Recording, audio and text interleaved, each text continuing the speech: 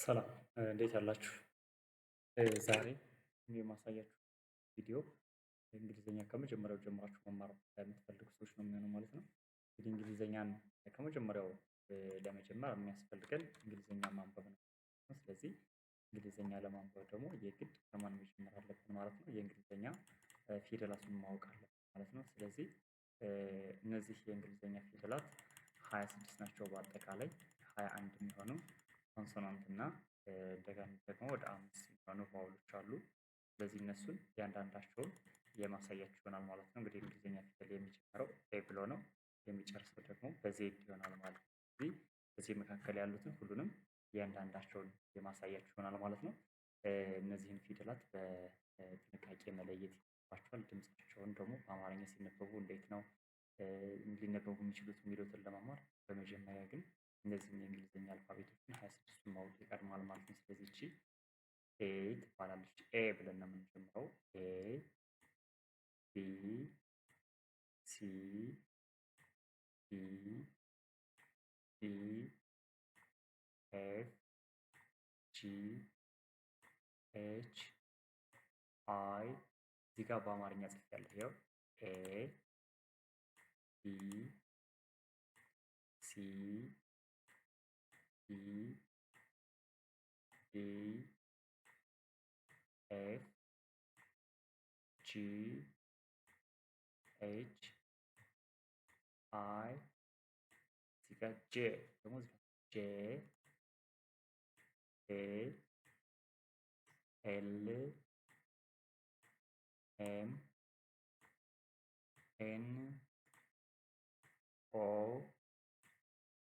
ፒ ኪው አር ኤስ ቲ ዩ ቪ ደብሊው ኤክስ ዋይ ዚ እንላቸዋለን ማለት ነው። ስለዚህ በአጠቃላይ እነዚህ 26 ናቸው። ይሄው 1 2 3 4 5 6 7 8 9 10 11 12 13 14 15 16 17 18 19 20 21 22 23 24 25 26 ስለዚህ እነዚህ የእንግሊዝኛ ፊደላት በአጠቃላይ 26 ናቸው። ይሄው እዚህ ጋር በእንግሊዝኛ ጻፍ፣ ከዚህ ጋር በአማርኛ። ስለዚህ በመጀመሪያ አማርኛ ማንበብ የምትችሉ ከሆናችሁ በአማርኛም ስለጻፍኩላችሁ ከታች ማየት ትችላላችሁ። ይሄው ኤ ቢ ሲ ዲ እያለ ማለት ነው። ከዚህ ጋር አስቀመጥኩላችሁ፣ መድገም አያስፈልገኝም ምክንያቱም በትልቁ ደግሞ ስለማሳያችሁ። ከዚህ ቀጥለን እንሄዳለን ማለት ማንበብ መቻል፣ መጻፍ መቻል፣ ከዛ ቀጣጥመን ደግሞ ትርጉም ወደ ትርጉም እንሄዳለን ማለት ነው። ስለዚህ እነዚህ ከኤ እስከ ዜድ ያሉ የእንግሊዝኛ ፊደላት ይህን ይመስላሉ ማለት ነው። ቀጣይ ደግሞ ማሳያችሁ እያንዳንዳቸውን ለብቻ ማለት ነው። እያንዳንዳቸውን ለብቻ ለምሳሌ ይሄው ይቺ ኤ ናት ማለት ነው። ኤ እንላታለን ይቺን ማለት ነው። ኤ ስለዚህ ኤ ይቺን ትመስላለች። እሺ ይቺ ደግሞ ቢ ትባላለች ማለት ነው። ቢ ቢ እንላታለን። ቢ ይቺ ደግሞ ሲ እንላታለን። ልመልስላችሁ አንዴ ልመልስላችሁ እያንዳንዳቸውን ላሳያችሁ ነው። ኤ ቢ ሲ ዲ ኢ ኤፍ ጂ ኤች አይ ጄ ኬ ኤል ኤም ኤን ኦ ፒ ኪው አር ኤስ ቲ ዩ ቪ ደብሊው ኤክስ ዋይ ዚ እንላቸዋለን ማለት ነው። ስለዚህ እነዚህ ከዜድ ጀምረው ደግሞ ከኤ እስከ ዜድ ያሉ የአማርኛ ፊደላት ናቸው። አሁን ደግሞ እስኪ አምስቱን ላሳያችሁ በአንድ ላይ አምስቱን በአንድ ላይ ማለት ነው። ስለዚህ ይሄው ኤ ቢ ሲ ዲ ኢ እነዚህ በአንድ ላይ ማለት ነው። ጀምር ከኤ አንድ ትንሽ ቀንስ ላድርገው። ይሄው ኤ ቢ ሲ ዲ ኢ ኤፍ ጂ ኤች አይ ጄ ኬ ኤል ኤም ኤን ኦ ፒ ኪው አር ኤስ ቲ ዩ ቪ ደብሊው ኤክስ ዋይ ዚ ይሆናሉ ማለት ነው። ስለዚህ እነዚህ ደግሞ በአጠቃላይ በአንድ ላይ ተጽፋቸው ማለት ነው። ይሄው ኤ ቢ ምናልባት ከለሩ ካልተመቻቸው ኮምፒውተር ላይ ስለሆነ መቀየር ስለምችል ሌላ ከለር ላደርግላችሁ ነው። ቀይ ብዙ ጊዜ አይመከርም። ይሄው አረንጓዴ ያደረኩላችሁ ማለት ነው። ስለዚህ ይሄው ኤ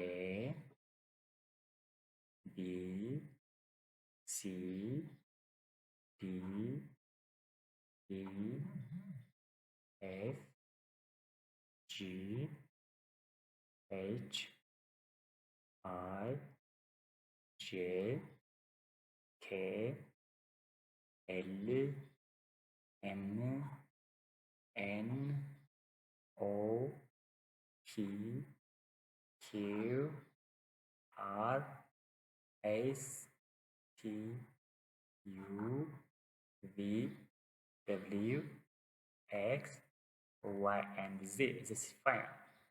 ይሄ መጨረሻው ነው ማለት ስለዚህ ከኤስ ከዜድ ያሉ ናቸው እነዚህ በአንድ ላይ ማለት ነው።